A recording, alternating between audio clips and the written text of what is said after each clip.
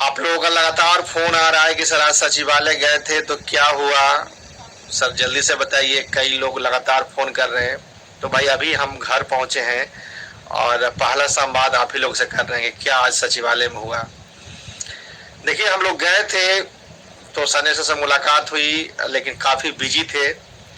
तो हम लोगों को सर ने बोला कि आप लोग आधा घंटा इंतज़ार कीजिए, आप लोगों से विशेष रूप से बात करनी है, तो आप आधा घंटा रुकिए, क्योंकि वीसी में बिजी थे और उनको उनको वीसी में जाना था। तो आधा घंटा हम लोग इंतज़ार किए। देन उसके बाद सर हम लोग को बुलवा के सारा मुलाकात हुई।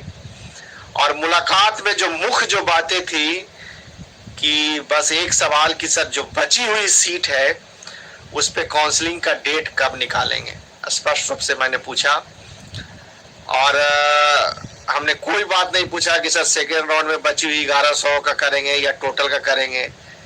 तो सर ने बोला कि सेकेंड राउंड की जो बची हुई 1100 नियोजन इकाई का जो काउंसलिंग जो करनी है उसको तो पहले हम लोग करते हैं, और उसके बाद कैंसिल हुआ है और तमाम तरह का जो चीजें हैं उसको हम लोग देखते हैं। तो हम लोगों ने बोला कि सर आप तो पिछले शुक्रवार को बोले थे कि बाकी जो सीट है उसकी भी गणना करके और सब एक साथ कंबाइंड करेंगे। तो सर ने बोला कि हाँ, उस पर भी हम लोग देख रहे हैं, उस पर भी विचार चल रहा है और देखते हैं कितना हो पाता है। और एक और सर बोले कि मुख्य जो बात बोले कि भाई उसके बाद कोई हम काउंसलिंग नहीं करने, मतलब स्पष्ट रूप से नहीं बोले, लेकिन उनका बोलने का तात्पर्य यही था कि ये जो काउंसलिंग होगी लास्ट काउंसलिंग होगी, जितना सीट पे काउंसलिंग होगा सो होगा, उसके बाद वो सारा 7वें चरण में शिफ्ट हो जाएगा। तब हमने सर को बताया कि सर कई जगह तो एक बार भी काउंसलिंग नहीं हुआ है और कई जगह कैंसिल हुआ है जहां पे अभ्यर्थी भी सिर्फ वहीं पे आवेदन किए थे। उस परिस्थिति में क्या होगा। तो सर एक और बात कहे कि हमारा विचार है, सर ने बोला कि कम से कम 2 बार काउंसलिंग हम करेंगे जहां पे नहीं काउंसलिंग हुई है।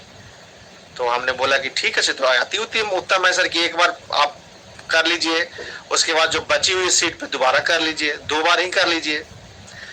तो ये बातें हुई, लेकिन जो मुझे लग रहा है कि जो स्थिति बन रही है शिक्षा मंत्री की, बस एक बार काउंसलिंग करना है, जितना का हो पाता है कीजिए, उसके बाद 7वां चरण में शिफ्ट कर देंगे।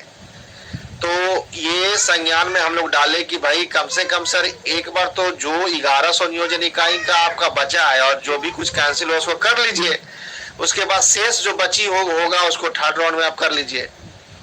तो सर इस बात से एग्री हुए और कहे भी हैं कि देखते हैं पहले तो कितना का हो पाता है उसको कर लेते हैं, उसके बाद थर्ड राउंड का हम लोग उस पर विचार करेंगे। मतलब आप समझ सकते हैं, विचार करेंगे, हो सकता है कि वो कैंसिल वाला शिफ्ट हो जाए 7वां चरण में। एक गंभीर मसला है। तो हम लोगों ने कहा कि सर कम से कम एक बार तो जहां पे काउंसलिंग नहीं हुआ है वहां पे एक बार कर लीजिए, और बाकी जो है बची हुई जो कुछ सीट वहां पे नहीं भरता है या किसी वजह से कैंसिल होता है या कुछ और समस्या होती है, तो कम से कम 2 बार तो कीजिए। आपने कमिटमेंट भी किया था, कई जगह एक बार भी नहीं हुआ है। तो सर उसमें एग्री हुए हैं। और अब इस संबंध में शिक्षा मंत्री जिससे मुलाकात करना है, हम देखते हैं कल का अपॉइंटमेंट मिल पाता है तो ठीक है, नहीं तो मंडे को तो हो नहीं पाएगा क्योंकि जनता दरबार लगता है, तो मंत्री जी वहीं रहते हैं। मंगलवार को हम लोग शिक्षा मंत्री जी से मिलेंगे और मिल के सारा बात को क्लियर करेंगे कि सर आप बोले थे कि भाई जब तक सीट नहीं भरेगा तब तक काउंसलिंग करेंगे। ये नया क्या बात आ गया कि आप बोल रहे हैं कि 1100 नियोजन इकाई का करेंगे, उसके बाद फिर देखेंगे, विचार करेंगे, सोचेंगे, तो 7वां चरण में शिफ्ट हो जाएगा। ये समस्या, तो ये सारी बातें हुई और फिर बात हुआ कि सर काउंसलिंग का डेट कब निकालेंगे। ये तो सर कब कितना सीट पे करेंगे, कब करेंगे, कितना सीट पे करेंगे और कैंसिल वाला करेंगे कि नहीं, ये सब बातें हुई। तो सर ने बताया कि निर्वाचन आयोग को हम लोगों ने लेटर के माध्यम से सूचना दिया है नियोजन करने के लिए कि अप्रूवल दीजिए। वो लेटर नहीं आया है, लेटर आते ही यदि लेटर आ जाता है तो दशहरा के पहले हम काउंसलिंग कर लेंगे।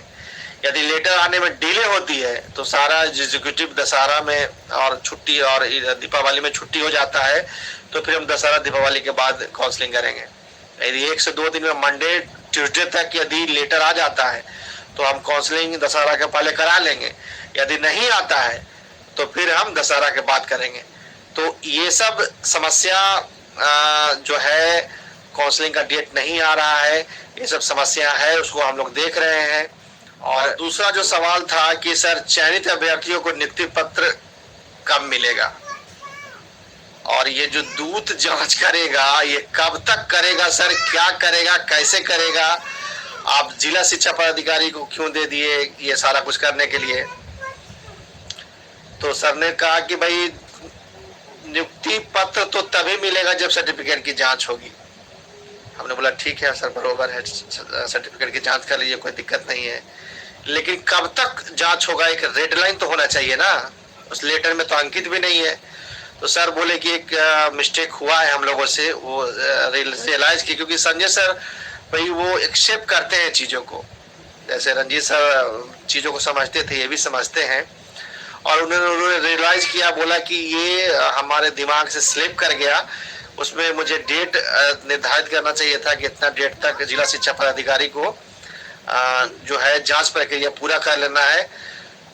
तो इसमें हम करते हैं कि एक और लेटर उसमें हम बाद में ऐड कर देंगे कि इतना डेट तक जो है जिला शिक्षा पदाधिकारी जांच को कंप्लीट करे, पूरा करे, और कैसे कैसे करे उसका भी डिटेल उसमें हम डाल देंगे।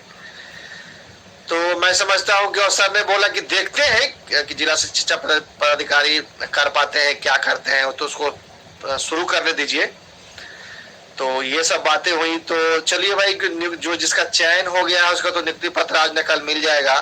जो चयन अभ्यर्थी नहीं है उनका दर्द को समझ सकते हैं, डेली फोन करते हैं और परेशान है, युवा खास करके, और बीसी कैटेगरी जो 70 से नीचे अभी तक जो बैठे हुए हैं, लगभग उनकी संख्या 1 लाख है। तो उनके लिए मुझे काफ़ी चिंता हो रहा है। और लोगों का हमेशा कंप्लेन भी रहा है कि सर थर्ड राउंड की काउंसलिंग बची हुई सीट पे कोई नहीं